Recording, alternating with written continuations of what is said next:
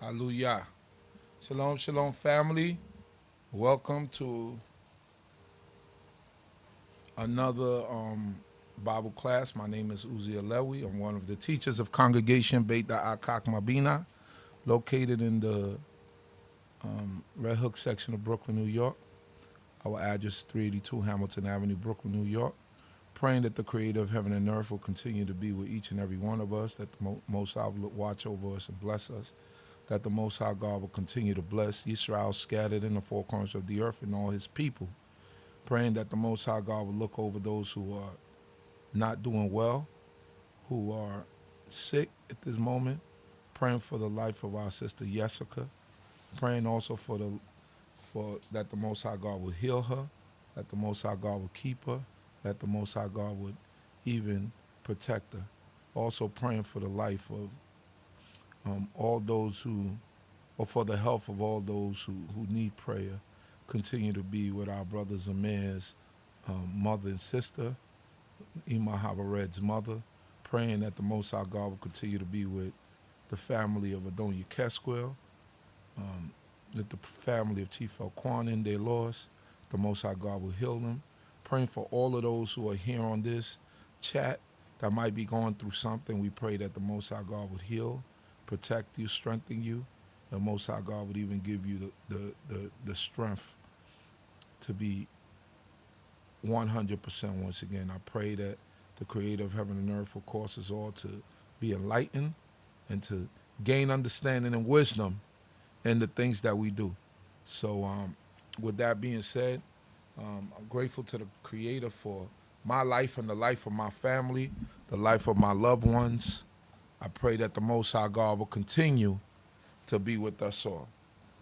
So I hope that everyone is starting out their week in a good way, and that the Most High God will bless the rest of your week, and that the Most High God will continue to uplift your spirits, and that you may gain understanding in these lessons that are being brought forth. So today, in episode 21, we will be talking about damages, and to move on in that part of the lesson, I'll pass the mic over to my brother, Rabbi Chief Binyamin. How are you, Rabbi? I'm good this morning. Hopefully you're well and everybody is well this morning, along with yourself. And as you prayed and just praying that the Most High will continue to be with everyone as we will continue our reading of our studies of the Bible this morning, and just thanking the Most High for all that he does for us and the strength that he provides us with, and praying that he would allow us to obtain wisdom from his word as we go forth and reading throughout his word this day. And as we continue to do, we have selected topics for each week that we have our Bible lessons, many suggested by those that watch, whether live or later on. So we do encourage people to place their comments, their suggestions, whether it's in this chat or when the video is no longer live, you can put it in the comments of this video or past videos as well. So any ideas or any thoughts that you want to get into. So these Bible studies are open for all that have the Bible as the foundation of their faith or the foundation of their belief. And our objective as we study the Bible is to obtain favor in the sight of God and to find out the words that God has for us, the thoughts that he has for us, and the way that we are supposed to be living before him. So again, we do have selected topics that we go through each week. We generally go through them for about 20 minutes and then open up the rest of the hour for comments and questions from those that are watching on the YouTube and on Facebook. And you can feel free to share this video along with your family and your friends, all of those who study the Bible as well. So now our goal is to enhance or increase our spirituality, to enhance and increase our obedience to the Most High God. And again, searching his word to see the things that he will enlighten our minds to. So we are going to continue partly, in line with the discussion that we had last week, where we're in the book of Exodus. We were actually in Exodus chapter 22 last week. So with selected verses, we're going to go back to Exodus 21 on this day, and we're talking about damages that are incurred from, well, as we read it, we'll see damages that are incurred from animals that people own. But that topic is still extended to today, and it's just basically showing the responsibility. Last week we talked about, if somebody gives you something, or if you give somebody something to guard, to keep, to protect while you're away, and the various things that may unfortunately happen to those items that you give somebody to keep, and the responsibility that they have, and what would take place if anything happens. And then we also spoke about if you lend somebody something, and if anything happens to it, the responsibility of those that borrowed an item. So we're going to speak about damages today, and we're going to go into the book of Exodus chapter 21, and we're going to begin reading in verse 28. And as mentioned last week, but I believe in Exodus 21, the verse numbers are the same in all versions. I know somewhere between Exodus 21 and 22, the verse numbers change by one, depending on which version of the Holy Scriptures that you're reading, but the context is still the same as we read. And also, as a convention that we do here, as we have a Bible study, is in regards to pronouncing the name of God in the locations that they exist within the Holy Scriptures. So when that occurs, we'll explain further, but when you hear us reading, instead of us saying the Lord as it is translated in many translations, we'll mention the name of God in those places as they occur in the Hebrew text. So again, just gonna go through everything. So we are in Exodus chapter 21. We're going to begin in verse 28. And it says there, and if an ox gore a man or a woman, that they die, the ox shall be surely stoned, and his flesh shall not be eaten, but the owner of the ox shall be quit. But if the ox was wont to gore in time past, and warning hath been given to its owner, and he have not kept it in, but it have killed a man or a woman, the ox shall be stoned, and its owner also shall be put to death. So we will stop right there before we continue. So it's speaking to a people, speaking to the Israelites at this time. And again, these are the commandments of God as we read it in the Holy Scriptures. So it is speaking about if an ox, as it mentioned here, gores an individual and the person dies, it's speaking about the responsibility of the owner of that ox. You may not own an ox, you may not own any form of cattle, but any animal that you own, you have to be careful of, or you have to safeguard it from hurting someone else. So you may be a dog owner. You may, because that's primarily what we could refer it to today for those of us that are city dwellers. That there are people that do own dogs, so you have to be careful of how you let your dogs roam. Even within various states in the United States, that there are laws. There are leash laws. A lot of these leash laws and a lot of the laws that appear in various countries in regards to animals and how they may harm individuals, we see that the source of it came from the Bible that we're reading here today. So it is our responsibility to make sure that we protect other people. And that's the general gist that we should take from this.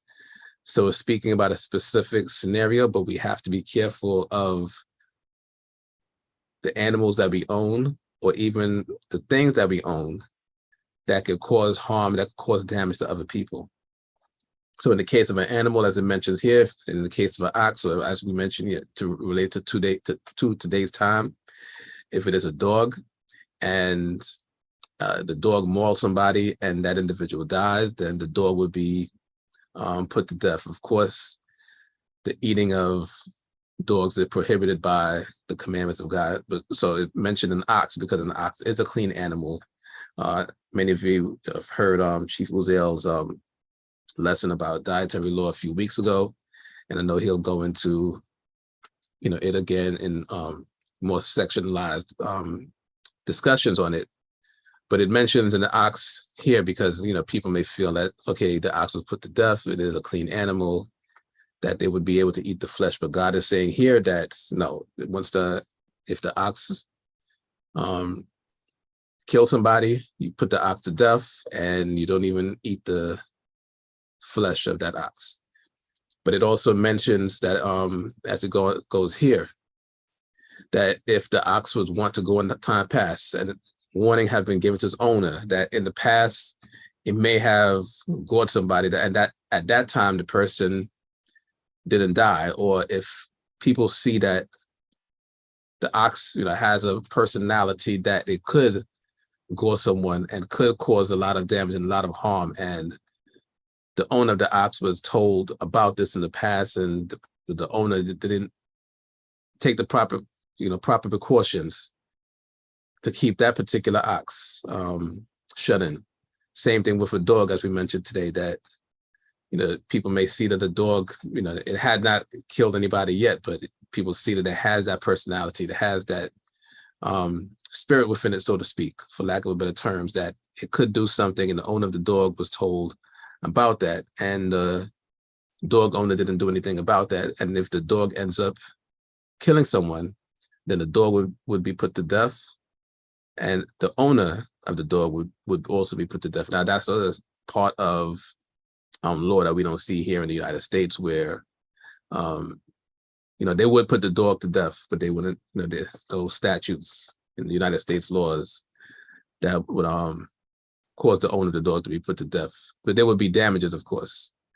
The owner would be liable, and that's where we get to the next section that we read here. That for verse 30, if there be laid on him a ransom, then he shall give for the redemption of his life whatsoever is laid upon him.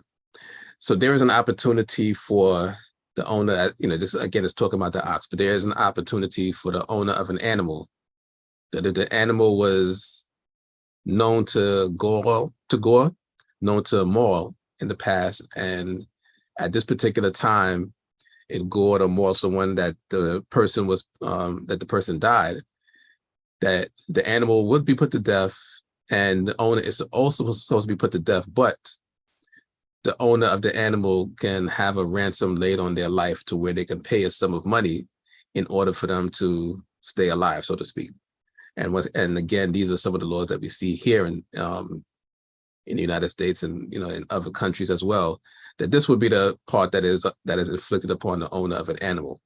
So we see that we see where some of these statutes come from. Again, these may not be things that we are familiar with when reading the Bible, but we see here that these passages do exist. And again, that is the purpose of us reading through the Bible and having our Bible study, that we want to make sure that we obtain all of the information that is contained within it, so we can know how to live before the Most High God. So God covers a lot of things that many of us may not realize. We are familiar with the 10 Commandments, which is how we started off our Bible study a few months ago. We went through the 10 Commandments one by one, and now we are going through various other commandments, again, that people may not be familiar with, or people may be unaware exists within the Holy Scriptures.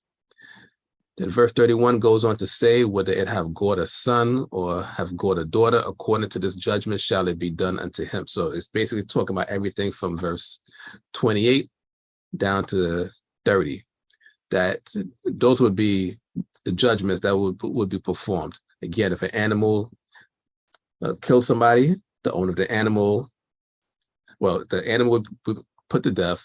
The owner of the animal would still be able to live, but if the animal was known to do damage in the past and the owner was warned, then the owner would also be put to death. But if a ransom was laid on that owner's life, then that would be done. And then it summarizes it by saying whether it have got a son or have got a daughter, according to the judgment shall it be done to him. And it summarizes it. So it's saying basically, if it's a grown person or a young child, whatever it is, that's the judgment that would be done. So that covers that segment of it. But it goes on to say for verse 32, if the ox will go a bondman or a bondwoman, he shall give unto their master 30 shekels of silver, and the ox shall be stoned. So it gives a separation in terms of the class of the individual that was killed here. Because a bondman or a bondwoman is basically a servant, someone that works for someone, and it mentions the master. So an individual may own servants. Servants will be a subject that we'll touch in the future as well. But there is provision within God's laws where people can have servants or people can own servants. We could consider it today as an employee. It's just not the same when we read it scripturally, an employee, because when someone in scripture, and as we read in the Holy Scriptures, if they have an employee or they have a servant, then they actually own that individual. But in owning that individual, they're responsible for the upkeep of that individual, their food, their shelter, and clothing completely. So they're completely taking care of that individual.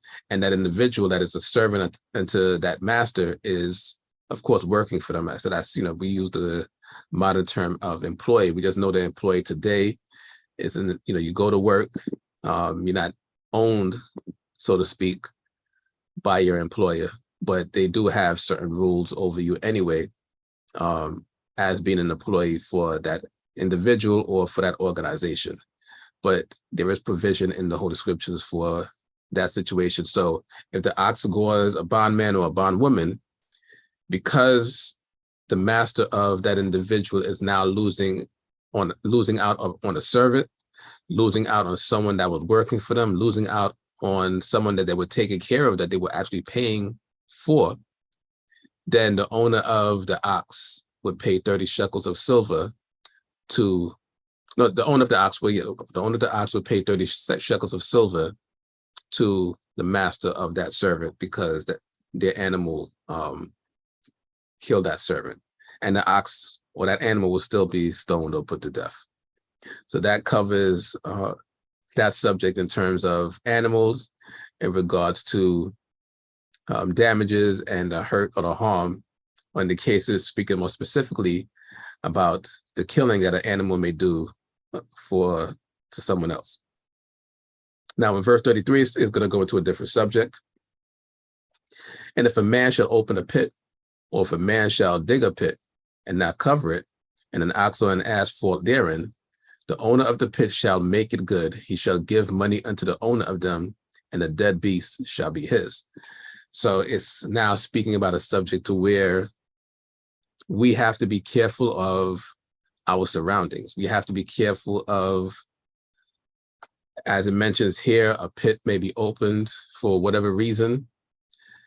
A man may dig a pit, a man may open a pit, it's not covered, and the animal falls into it, and dies, then the one that dug the pit, the owner of that pit, has to make good. He has to give money unto the owner of that animal. But the owner of that pit, the one that is responsible for the death of someone else's animal, they would get that dead animal. That'd just be, compensation, for lack of a better term. But they have to make sure that they compensate for the animal that an individual lost because of their negligence. So again, we are speaking in terms of damages. The overall subject that we could consider this is negligence. So we have to be careful of the things that we do. Take it as something as simple today as, you may be in a public thoroughfare and floor being mopped. That's why you have to be careful. If you're in a store, that's why they put the signs up, wet floor, or if you're in any type of building, wet floor. If you are a property owner, you have to make sure that, your sidewalk is clean so that no one, trips, falls, and, gets hurt on it. So these general cases that are speaking about here in the Bible is, covers a lot of topics that we can consider today overall in regards to negligence. And negligence does not excuse anyone from having to make compensation. And the compensation will be based on what takes place. So in this case specifically, is talking about a pit and an animal falls into it, and the owner of that pit has to make it good for the one that for the animal that fell into it and died as a result of that. Now, verse 35 is going to be speaking about another subject, and we're going to be actually ending our discussion today with this subject. And it mentions if one man's ox hurt another's so that it dies, then they shall sell the live ox and divide the price of it, and the dead also they shall divide. Or if it be known that the ox was wont to go in time past, and its owner have not kept it in, he shall surely pay ox for ox, and the dead beast shall be his own. So it's speaking here of one animal hurting another man's, or killing another person's animal, and what would be the judgment for that. We read earlier about an animal killing a human being. Now I was talking about an animal killing another animal. So the owner of the ox, in this case, that killed another person's ox, or it's just a general term, general case. If it killed another person's animal, then as it mentions here, the live one, the animal that did the killing, they would sell that one. They would divide the price of that live one. They would also divide the price of the dead animal between the owners of the animal that did the killing and the owner of the one that was killed. So again, they would sell the live animal, divide the price of it, and they would also divide the price of the dead animal. But as it mentions here in verse 36, or if it be known that the ox was wont to go in time past, and its owner have not kept it in, he shall surely pay ox for ox, and the dead beast shall be his own. So now in the case where the animal was, as we read earlier, warning was given, the owner was told in the past, keep your oxen, or as we mentioned today, keep your dog in, and the dog, hurts another animal. Then in this case, that it's not going to be like the case that we read in verse 35, where they would just sell the live animal, divide the price of it, and then also divide the price of the dead one. As it says here, that he shall surely pay ox for ox, and the dead beast shall be his own. So the owner of the live animal has to make full compensation for the dead animal, himself or herself. It's not a case where they would sell it. The money would be actually coming out of the pocket strictly of the owner of the animal, and that money would be given to the owner of the dead animal, and then the person that who had the animal that did the killing, they would be able to keep the dead beast for their purpose of that, compensation, for lack of a better term, but it's actually just a judgment, just so that the disposal or whatever it is of the dead animal would be the responsibility of the owner of the animal that did the killing. So we spoke, again today about subjects in regards to negligence, and in regards to the damages, in regards to how we have to safeguard, we have to protect things, safeguard our surroundings, safeguard animals that we may own, and we have to be careful that it does not harm anyone. And based on the class of the individuals that are harmed as a result of that, that will also determine the compensation that has to be given. And also based on the warning that may or may not have been given to an individual will also determine how compensation will be given. It also basically just, determines the judgment that will be performed. So we would conclude our discussion in regards to damages and negligence today, on that point. And we're going to open it up for questions or comments from those that may have questions and comments out there before we conclude our Bible study for the day. So again, we are grateful to the Most High God for allowing us the opportunity to read and study his word this day, and praying that he would continue to guide us in the way that we should live before him. So again, we will open it up for those that may have questions and comments out there, and before we conclude, or if anybody has any suggestions that they would like to make for future discussions, they could feel free to do so at this time. The questions that people may have, or the comments that people may have at this time, do not have to be on the subject that we had today. And but we're going to focus on the subject of the day first before discussing anything else. So now is the time for anybody to say anything, and if not, then I would also, I don't see any questions or comments on the YouTube, so I would also turn it back to Chief Uziel as well, as we begin to wind down for the day, or for our morning, I should say.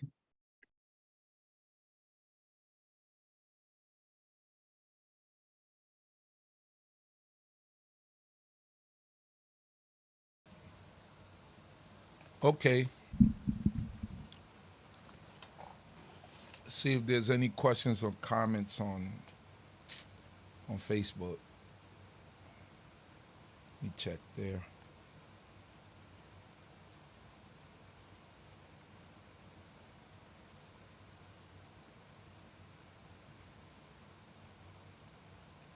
So we the questions don't necessarily have to be about the topic today. The questions could be about anything, just to clarify to everyone out there. If you have a question about anything, this is the time to ask it. And we'll do our best to answer it, or the rabbi will do his best to answer it.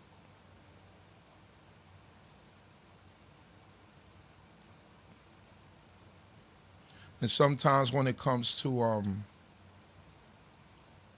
liability, it doesn't only have to be, I don't know if you got in depth into this, but it doesn't only have to be in the physical form, but also like if you destroy something physically of someone, but also would that also be,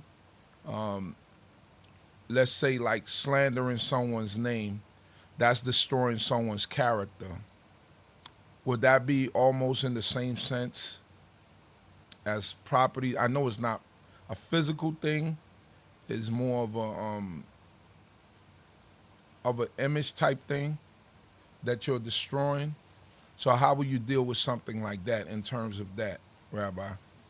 So in terms of slander, that is covered in Leviticus chapter 18 in regards to us not slandering, not tale-bearing.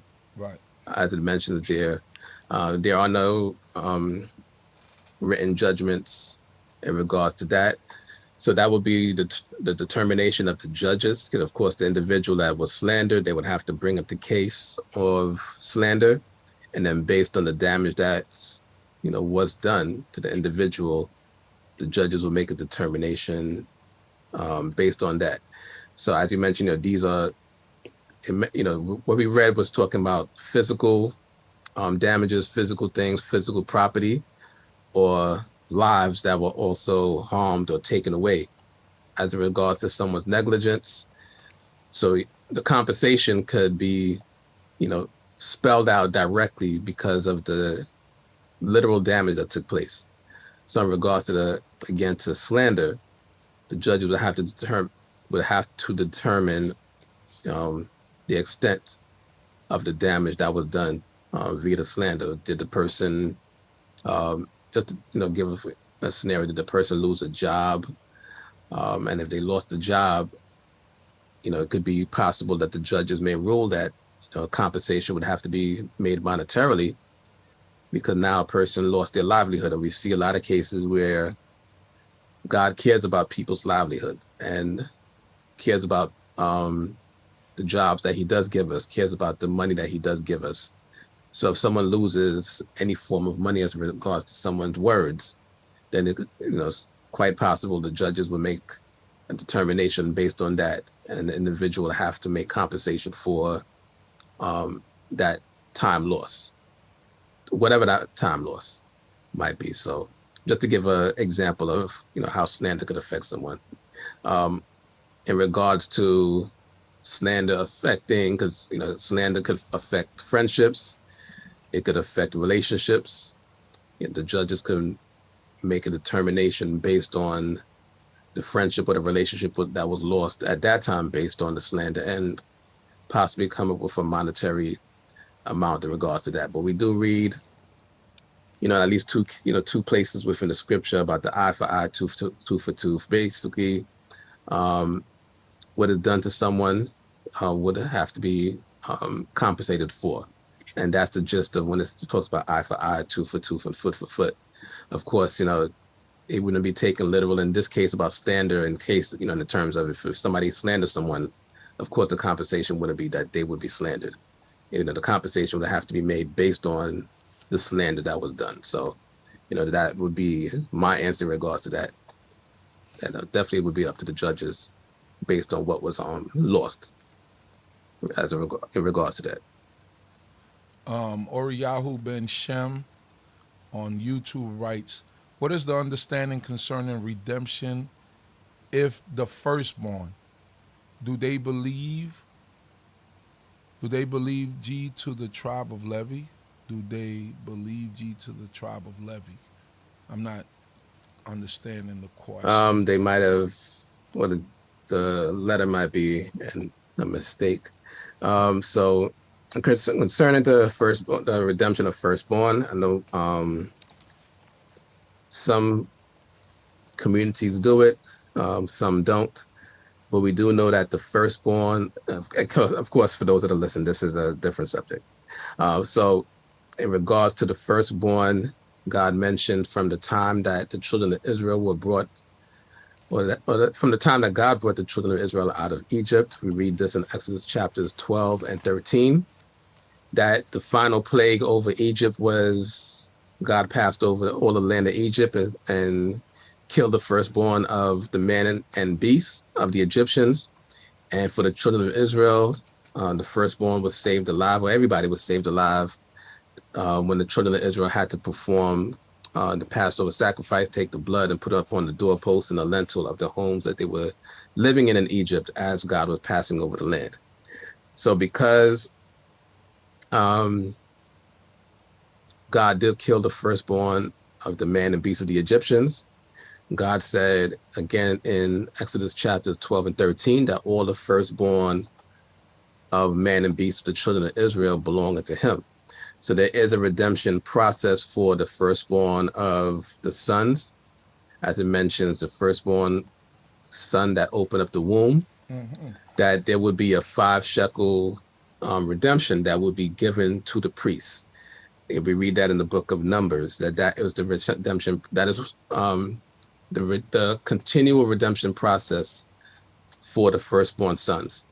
Prior to that, but when we first came out of Egypt, the tribe of Levi was separated from the rest of the nation of Israel only in terms of the tribe of Levi, or the tribe of Levi not owning land in the land of Israel, not having actual property, but they would belong to God. And God said that the Levites would be the replacement for the firstborn. So their job, their duty, their responsibility, their existence is to be that was the initial redemption of the firstborn. But after that, after they counted the Levites in the desert at that time, they counted the firstborn of the children of Israel, and that redemption process was done there. Then afterwards, God specified that there would be a 5 shekel payment for the firstborn sons that opened up the womb that would be given to the priests. Then for the firstborn animals that are clean, that are acceptable as offerings, those firstborn animals would be offered. They would actually be given to the priests, and then the priest would offer it and the remaining flesh that was not put on the altar would belong to the priest. So that would be the process of the firstborn clean animals being given unto God. Now the unclean animals, there is a redemption process for that, whether it would be replaced by a clean animal. We read in some cases where that firstborn animal, the unclean animal, would actually be killed. So there are different ways to redeem the unclean animal, but all firstborn, all the males that open the womb of man and beast of the children of Israel belong unto God. So that's just to give an overview or what the question is coming from. So the firstborn would not, they do not belong to the Levites, or they do not belong to the tribe of Levi, because there is a redemption process that was instituted at that time. How that is instituted today, again, different communities have a form of that redemption, whether it's doing nothing at all but acknowledging that the firstborn do belong to God, or whether it is a sum of money that will be paid to the congregation for the redemption process. So again, the process today is done differently by different people, but in just regards specifically to the question, the firstborn animals would actually, according to scripture, would belong to the priests, and the firstborn of humans are redeemed. So that's the process that would be done. So I think the more interesting question would be to get a little bit deeper into science. So being that we know that the tribe of Levi is set aside to the Creator for the service, right? And the Most High God redeemed the tribe of Levi for himself. In terms of firstborns that are born within the tribe of Levi, how does that work in terms of possession? Because the Levites don't inherit any land. So does it mean that everyone in the tribe of Levi, every firstborn in the tribe of Levi, just gets like a flat rate, and your job is to be a Levite and to teach and to be a priest or to be a carrier of the articles or to be a musician? Or is it just, does it apply the same way as when the firstborn gets a double portion? So with the firstborn of the Levites, question make sense? Yeah. All right. So how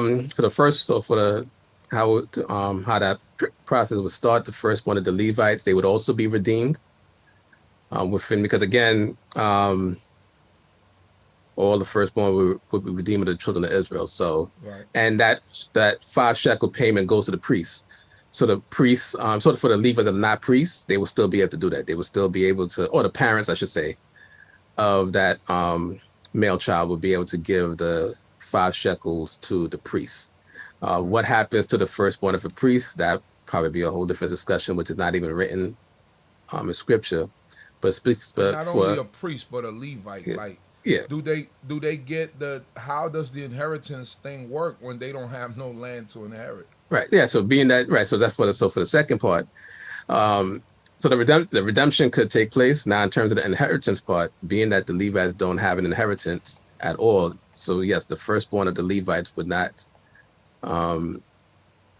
get an inheritance. There would be, I don't want to use the word nothing, but that's the word that fits the sentence I'm about to say. But the parents, or specifically the father, would not have anything to give to their firstborn child or to any of their children as an inheritance, because the Levites, again, they only got cities to dwell in with some land around it, and that was just shared by all of the Levites.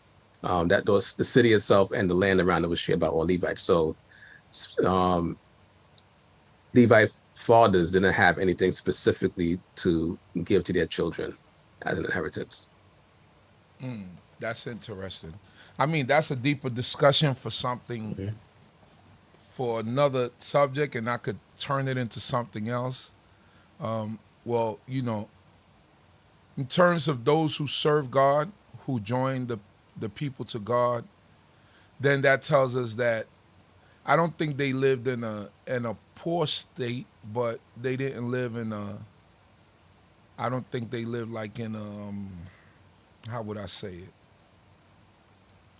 They weren't overly rich. I don't know if that's appropriate. I know Yeah. they got a lot of stuff. If the nation was functioning properly, they got the tithes and they got Hmm. certain things, but in terms of living opulent, I'm not sure how that worked out for them. What's But your they thoughts on would it? they would the Levites themselves, and I'll include the priests, live strictly as a community. So as a community, they were well off. Gotcha. The high priests, and then the priesthood directly under the high priest would definitely have more things than other people because they received redemption money for the firstborn. They received firstborn animals. Gotcha. They received tithes of the Levites, because remember the Levites had to pay tithes to the priests of the tithes that they received from Right. everybody else. So Right. the priesthood themselves, they had a community that was well off. But the Levites, the Levite community was also, as a whole, was well off. So um, for the sake of not being flagged, so to speak, but that's, when we think of the positive aspects of communism, that's where it would come from. As a community, everybody's, the Levites would live together, they would dwell together within those cities, and they would be well off as a community as opposed to an individual, um, being more well off than the other. They would all look out for one another because they're all receiving from the same pot. So amongst themselves, they would have to divide the tithes that they receive from the people amongst themselves so that they would all be happy. So they shouldn't be within a Levite city, uh, so to speak, poor Levite, and then there's a rich one. That shouldn't exist within a Levitical city if they're dividing the tithes equally amongst all the Levites. And that's basically how they're supposed to live. And then of course that extends to the priest's family as well. Like I said, the only individual I would see that would be rich, so to speak, would be the high priest because he would receive more The most. than anybody else. And because of where, his quarters, where he would live, him and his family, being at the temple and them being taken care of by the temple funds along with everything else that is done there. But yeah, I would say the Levites lived as a community, so they would all be balanced and it would all be fair amongst themselves. But in regards to your previous question in terms of inheritance, so then they wouldn't have any inheritance to give to anybody because they're receiving an equal share anyway. So yeah, and now that I'm thinking about it, sometimes we forget that there are laws where people, like a Levite could have become, let's say for example, could have become rich by, let's say he saves up his money, buys land when people from other tribes are kind of like in hard times. Mm-hmm. So he might buy a property knowing that he has to release it back during a certain period of time, the Jubilee, because all land goes back to the tribe that it belongs to. But in between time, between those 49 years, you can actually purchase land if somebody falls into a hard time and cultivate the land and grow produce and sell the produce that come from it. So, I mean, we could think of Levi's in that term too, because you got people that are business savvy in any community. So, yeah, it probably was some Levites that got rich by doing things like that. On What do their you think? own, yeah, On yeah, their own, yeah, on their right, own, on their yeah. own. I mean, that would be the more likely Scenario. right scenario for a Levite to be rich if because when we think about Levites, they do live as a community, but they are also human beings within the entire society. Right, So they move around. um, generally it's spoken of in terms of the work that they do for the Most High God and joining the people to God, but they were human beings, so they had day-to-day lives. They would have trades as well. They would have, as you mentioned, they would, they could be carpenters, the builders, and even amongst the women, they would have jobs as well to sustain themselves along with what was taken. So uh, we don't want to give the concept that Levites would be lazy in terms of, they would do nothing but just receive things from the people. They had lives as well. They interacted with people as well, being that they were human beings. So in that aspect, that's a good point. In that aspect, that's how certain Levites can become rich based on their own merit and based on their own skills that they developed. And so that would work. So they would be able to, gather their own money. And if they're in a Levitical city, they would be able to build probably a bigger and better house than other people that's within that city based on their own funds. But as a community, the things that they receive as a community, they would have to share equally.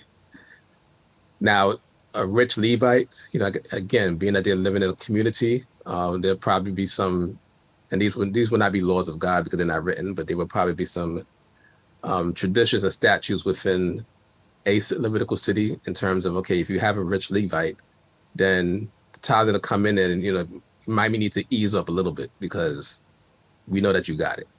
So, but that's probably like, an unwritten rule amongst the Levites that we know you got it. Not that you can't get any tithes because the tithes are actually yours, but, ease up a little bit because we know that you got it. And somebody may mismanage their tithes and end up being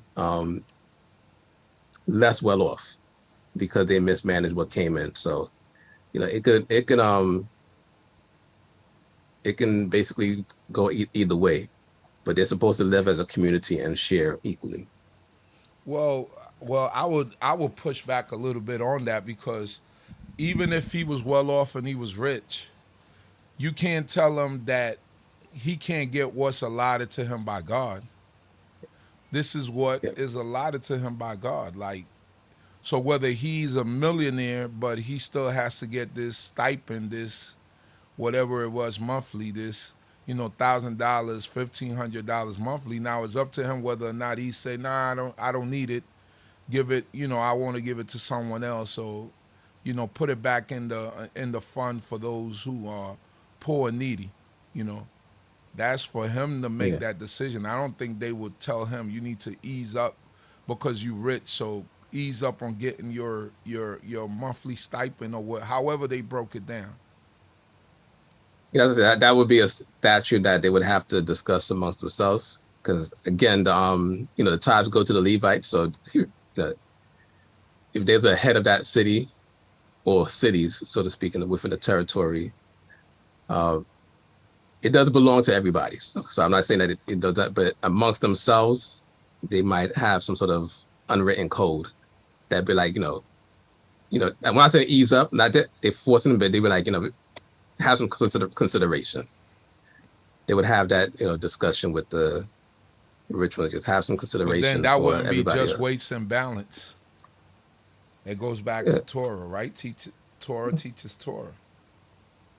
Well, amongst the Levites, I mean, if you got this millionaire Levite, and like I said, these are all unwritten rules. So that's what I'm not No, I saying that. know. Yeah, It's just a discussion. yeah. These are not. That's what I say. These would probably be unwritten codes, Right. like how people have today the bro codes and stuff like that. Right. That so these would just be codes that would be probably among the Levites to just ease up, and they probably will make them feel guilty. There could be various scenarios, but ultimately it does belong to them. But we know how we make people feel. As we know how we make people or could make people feel. All right. Shalom. Will there be a unity gathering for all Yisrael with Beit D.C.B sister congregation in North Carolina on this coming Shabbat? So yes, the house of the Hebrew House of Charlotte will be having a unity event. I believe they call their unity event It's normally called Shabbat Ahav. yeah, Shabbat Ahav or Shabbat of Love. So yes, it will be going down this, I believe this coming Shabbat is July 1st. July 1st, the Yeah. July 1st Mhm. weekend. So yeah, definitely. We a lot of us will be down there, but Bay D.C.B will still have the doors open, and we will have teachers streaming from our congregation. Usually, what happens is if I make it down there, y'all willing, I'll have a recording of it. If I don't make it down there, then I'll try to leave the equipment with my brother Rabbi Binyamin, so he could get the footage. And usually, the following week, we post it up on the Uziah Lewy channel, all of the events that happen down there. So yes, that's what is supposed to happen this weekend. So hopefully, anyone that's in the Charlotte area will be able, or close to the Charlotte area, a couple of hours, 2-3 hours away, whatever, come and meet the brothers and sisters from the Hebrew House of Charlotte. And Sunday they have other events and things of that nature. They're going to have events and boat rides and things of that nature. So, yeah, just that's what will be going on. Things they don't discuss in church. What is Numbers chapter 3, verses 11 and 12 really saying? Levites replacing firstborn consecration. Numbers Yeah. chapter 3, verses 11 and 12. Right. So we'll go there, but that is basically the gist of the conversation that we were having in terms of the Levites being that replacement for the firstborn. So they're specifically talking, the verses that were mentioned was specifically pointing to the discussion that we were having. Again, so this is Numbers chapter 3, verses 11 and 12, as was mentioned there, but we can also go on to 13 to complete the thought. And Yahweh spoke unto Moses, saying, And I, behold, I have taken the Levites from among the children of Israel, instead of every firstborn that opens the womb among the children of Israel, and the Levites shall be mine. And verse 13 basically gives the explanation of 11 and 12. For all the firstborn are mine. On the day that I smote all the firstborn in the land of Egypt, are hallowed unto me all the firstborn in Israel, both man and beast. Mine they shall be. I am Yahweh. So it mentions, because again, when Jehovah God brought the children of Israel out of Egypt, that final plague was the death of the firstborn of the Egyptians, the man of man and beast of the Egyptians. And God immediately after that said that all the firstborn of the children of Israel, man and beast, belonged to him. Again, referring back to Exodus chapters 12 and 13. So this is at that time, God mentioned to the children of Israel that there would be a redemption process for the firstborn. Now, this is the second year in the book of Numbers. This is actually, no, at this time it's still the first year, because this is when the Levites will be separated. The book of Numbers starts in the second year, but this process actually goes back a little bit within this chapter. So it's basically saying that when they did the count of the Levites, that the count of the Levites, when we read this entire chapter, Numbers chapter 3, the number of Levites came up to 22,000. And then they also counted the firstborn of the children of Israel of the other tribes, besides the tribe of Levi. And that count came to 22,273. So basically for this process, this was the initial process. So for each Levite, that Levite would redeem a firstborn. And then as based on the count, there was 273 firstborn extra than the Levites that were counted. So those 273 had to be redeemed by the 5 shekels. And then when we read later on in the book of Numbers, from that point onwards, any firstborn of the children of Israel outside of the tribe of Levi had to be redeemed by 5 shekels. So what this passage basically is saying is that the Levites do replace the firstborn. So their role in their consecration, or as it mentioned in the end of verse 13, them belonging to Jehovah God is a redemptive process for the firstborn of the children of Israel belonging to God. So that's, the best way to explain that process of what the Levites mean in regards to the firstborn of the children of Israel. Hallelujah. Brother Oriyahu Ben Shem coming to Florida. Hopefully, at some point, we will become such an organization that we could have Unity Shop tote in different locations. I know that a lot of people are out there. They can't see us because they're not that close to New York City, but hopefully we get to a point where we could do these events in different locations, different states, and make it an event, so hopefully sometime in the near future. So there are no more questions. If there are no more questions, Darby and Jesse said off the subject, I just learned that Germany has paid $86.5 billion in restitution for their Holocaust crimes. That's good for those victims. That's a good thing.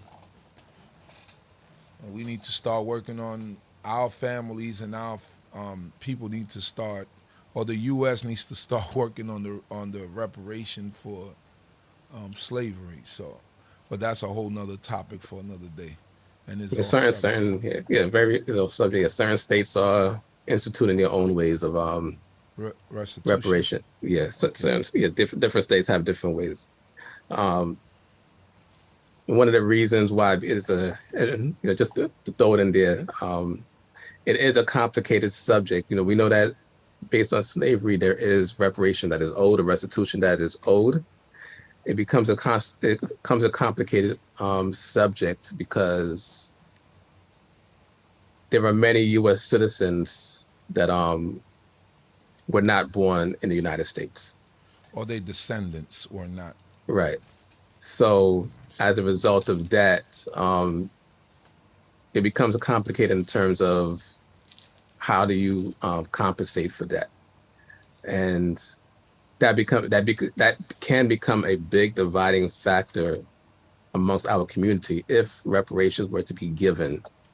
I know that recently, just to spend another minute on the subject, I know recently in California, no, not in California, I believe it's San Francisco specifically, not just California. San Francisco laid out terms of reparations for its residents, and they were very particular in terms of how they said you can actually get that money or get that compensation. So it's not just simply being a U.S. citizen of slave descent. You had to be a descendant of a slave in the United States. So it gets complicated from there. Yeah, because they know people are going to run that money down. Yeah, your parents could have came from Jamaica and the early 1900s, Right. Your great-great-grandparents or whatever it may be. So what they're saying basically is those people, being that you're descendants from them, that you can't get it. But it gets tricky because your great-great-grandparents might have came from there on your father's side, but then somewhere down the line, they married a foundational person from here. So it's going down a rabbit's hole. I guess you would just have to have proof. Yeah, and that's the excuse they're using to not pay reparations because it gets complicated. Right. Oh well. Question: are Native Americans or Mexicans part of the Israelites' culture? That was also a complicated question. I know that generally, and unfortunately, but the general teaching is based on slavery as it regards to what we read in Deuteronomy 28. But lineages would have to be determined, for even amongst those of us that claim to be Israel, even like, the current generation of us is more of trying to track our lineage based on the unfortunate curses or the punishments that were laid out in Deuteronomy 28. So in terms of Native Americans or Mexicans or anyone from Central America, slavery or the slave ships did go into Central America as well. So it is definitely possible that it's not, because Israel is not based on look. That's an unfortunate teaching that we've had, but it basically helped to inspire those that had a certain look, but is not, Israel does not have, quote unquote, a certain look. The experience would have to be traced in order to determine that. But that's based on, and so it's not going to even be a group of Native Americans. It's not just going to be a group of Mexicans as a whole or a group of Central Americans, just like it's not an entire group of Black people that can just say, because you're Black, that you're Israel. It's an individual experience, a shared individual experience, but the lineage would have to be traced that way.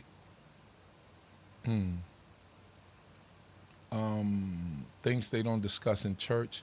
Now all the questions are coming fast and furious. We up to our hour.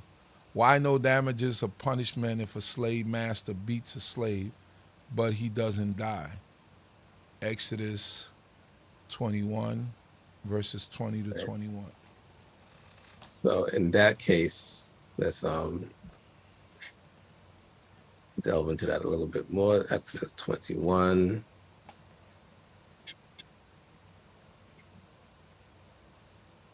And 21.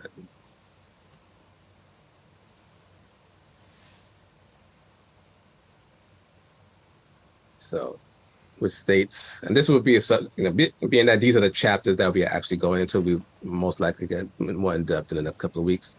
So it says, if a man smite his bondman or his bondwoman with a rod and he die in his hand, he shall surely be punished. Notwithstanding, if he continue a day or two, he shall not be punished, for he is his money. The punishment, so in verse 20, the punishment that would be instituted, and this would just be based on an obvious inference. If you commit murder, the punishment for murder is your life being taken. So if a man smite his bondman or his bondwoman with a rod and he die in his hand, he shall surely be punished. That would be murder. And so let me just say, in my opinion, that's murder. Let me just say it that way as well, because there might be different opinions. But if you take somebody's life, we had a discussion of murder, a few months ago as well. So that's how, the owner of the servant would be punished. Notwithstanding, if he continue a day or two, he shall not be punished, for he is his money. We also read, because this also goes, it's somewhere, it should be within this chapter, because everything has to be put together. So in verse 26, and if a man smite the eye of his bondman or the eye of his bondwoman and destroy it, he shall let him go free for his eye's sake. And if he smite out his bondman's tooth or his bondwoman's tooth, he shall let him go free for his tooth's sake. So all these things go together. So going back to verse 21, where he says that he shall not be punished, for he is his money, is in regards to the verse right before that. But it doesn't mean that he's absolved from any type of punishment in terms of the loss of the servant or the loss of money that can be, or the loss of the master's money as a result of the harm that he did to his servant. So 20 and 21 are going together in terms of the life being taken. And then when we read it further down, if they do damage, then that's a separate case. But because they inflicted that type of pain or that damage on their servant, they would have to let the servant free. It gives the case of an eye and a tooth. And, it's basically talking about such harm or such damage that is almost irreparable. So if they beating them with the rod and break the arm, the arm could be healed, but the arms and feet and hands don't get heal necessarily back to its original form. So there's some sort of irreparable damage that is done to the servant. So it's basically encouraging masters not to beat their servants. You know, the gist of it may seem like it's given the okay for masters to do so, but it's taken the gist of saying not to do so. And the result is you will lose your money. That would be your judgment. If you cause harm to someone that is not your servant, then the punishment would be based on the damage that you do to that individual. But the fact that you're losing your servant would be a judgment to a person or to people that rely on their servants or employees for their livelihood. So that would be the deterrent from hurting them, because you would be losing out on your money long term.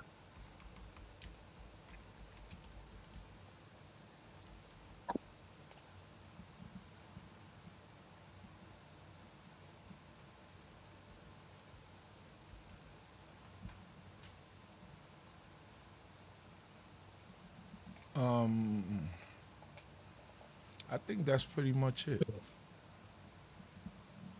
So, Darb and Jesse, yes, I see what you wrote, and I will look into it and get in contact with Maury Arania and let him know. All right, and we will make sure that that gets to him.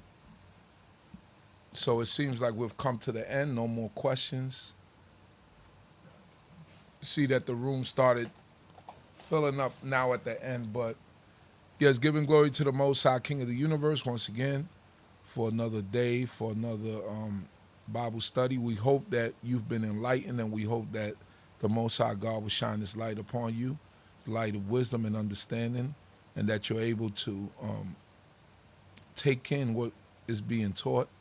I know for some of you, you never probably heard any of these things before, but you know, the Bible is more than just a few parables here and there. There are actually, it's said to have 613 laws, statutes, and commandments. So there's a lot of things that we could go through and we could understand. And that's why in the midst of our congregation, we go through the Torah or the commandments and the laws every year. We start the new cycle, right? So thanking the creator of heaven and earth for life, food, clothing, and shelter, wisdom, knowledge, and understanding. And as I say these words, I pray that the Most High God will continue to be with us and bless us. Yivareka Yehovah Yishmareka. Ya'ir Yehovah Panao Leka Wikuneka. Yisa Yehovah Panao Leka Wayasem Leka Shalom. May Yehovah bless thee and keep thee. May Yehovah make his face to shine upon thee and be gracious unto thee. May Yehovah lift up his countenance upon thee and may he grant thee peace. Hallelujah. May the Most High God, King of the universe, be with all of you. May he continue to bless each and every one of you. And may he watch over all of you throughout the week. And hopefully we'll be back here again next week. Shalom, shalom.